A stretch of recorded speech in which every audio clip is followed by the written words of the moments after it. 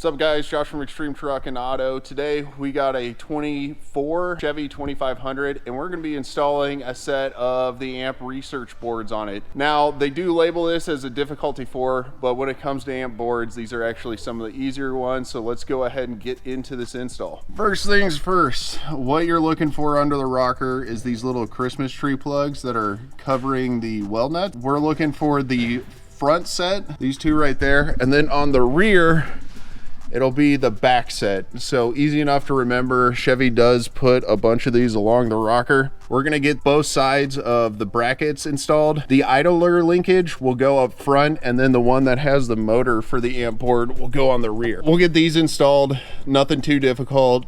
13 millimeters per bracket, it just threads straight into there. And then I will teach you how to put the boards on and get all that adjusted.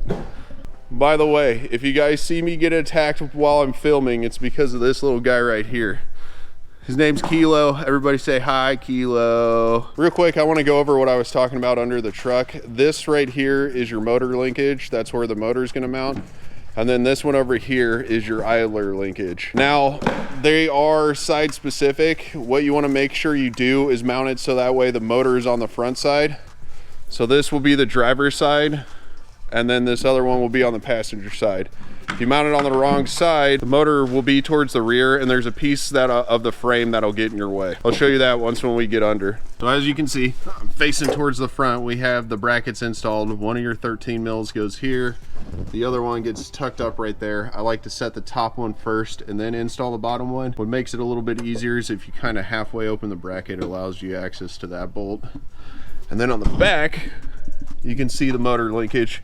Now I took the cover off so you can see how it mounts. So basically what you have to do is when you go to install a motor, you have these 3 points to line up to, and then you got to get it into the teeth. It just takes a little bit of fiddling, but once when you get it in there, you're good to go. You'll just want to make sure that black cover piece is slid on. There's a little tab that slides into this right there. I'm gonna get this motor thrown on. It is 3 screws that are T25 heads, so you'll need that to do this install as well as the 13. I'm gonna keep doing this and then we'll move on to wiring. All right, so I lied. One thing we do need to do before we get into the wiring is we need to install the board onto the bracket. Now, a little trick I've learned is if you leave these slightly loose and tighten the board to the brackets first before you tighten the brackets to the truck, it will actually make it line up way better, way easier, and there's less adjustment involved. But essentially what you want to do is you want to put these little blocks into this slot right here. And then if you can see, there's little holes that these Allen head bolts will run up into. What you need to install these is a 3/16 Allen. I'm gonna get these thrown up on, get them everything tightened down, and then it's wiring time. We got our boards mounted. So what I like to do is do 5.5 inches from the edge of this bracket to this corner. They recommend anywhere from 5 to 6. I just split the difference because I like the way it looks. So now, next place we're going is up under the hood. Let me see if I can do this one-handed. There we go. And we're gonna be starting over here. Everybody say hi to James. He's making a ruckus. And we're gonna be starting over here. Where I like to set the brain of the module when we start the wiring is right here. One thing we will need to do is get this top cover removed off of the battery.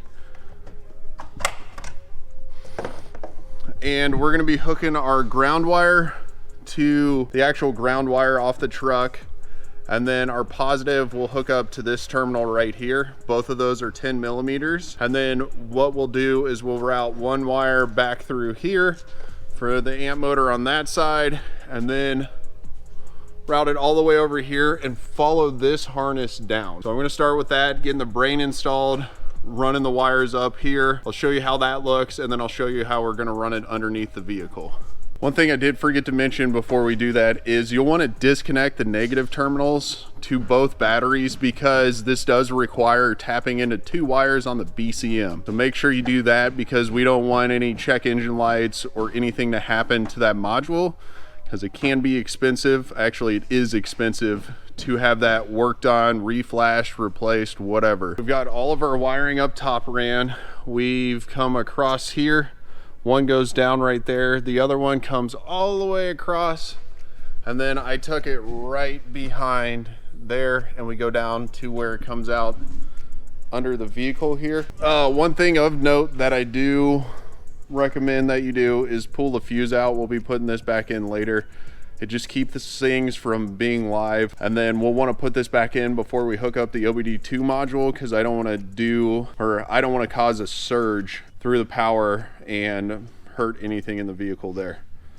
So our next step is we need to tear apart the interior in here.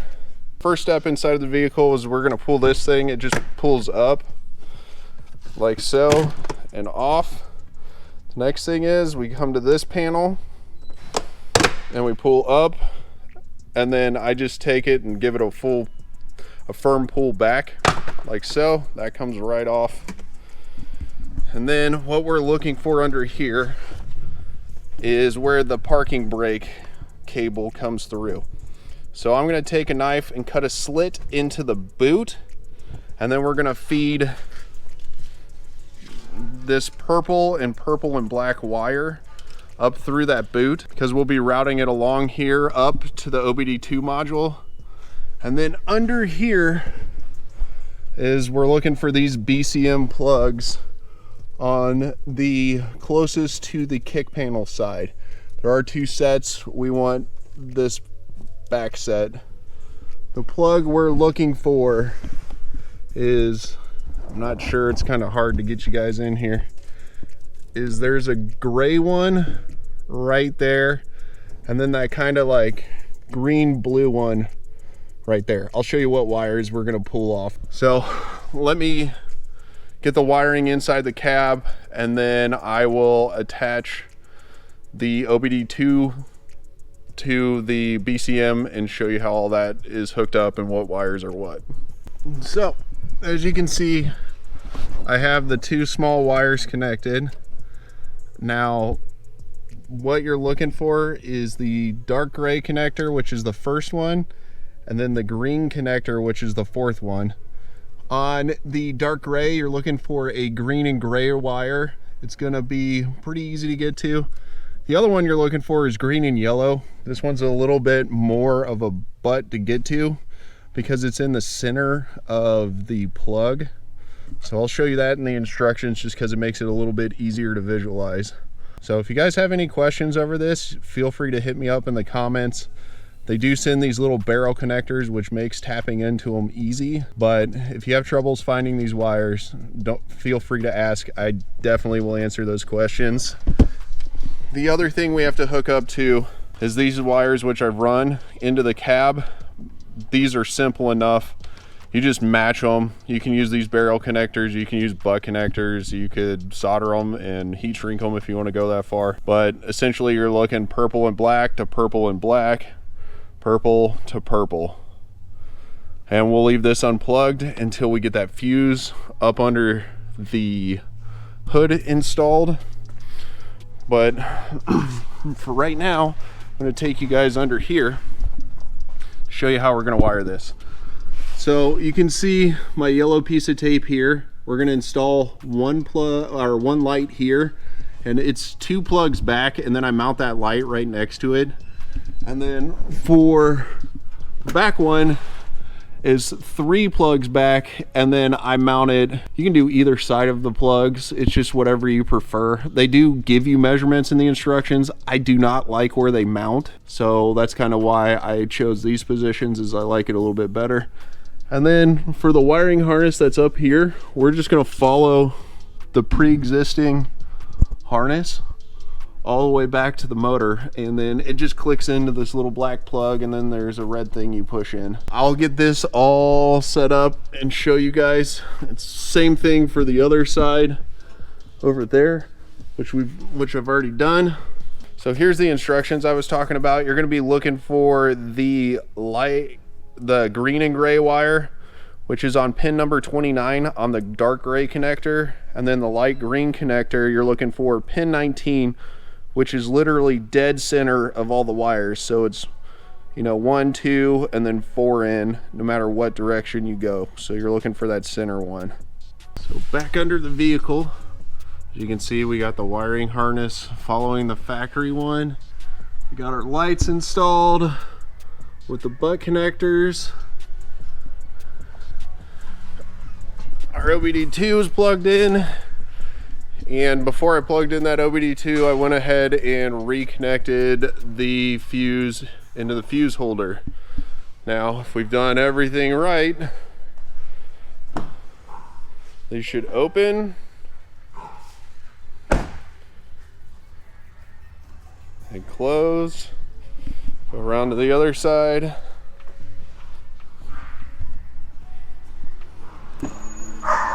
Open. Close. All right, that'll do it on this install. So that's it when it comes to the Amp Research power boards on this 2024 Chevy 2500. If you guys have any questions about the wiring or any of the install, go ahead and drop it down in the comments. Make sure you're subscribed, and I'll catch you on the next one.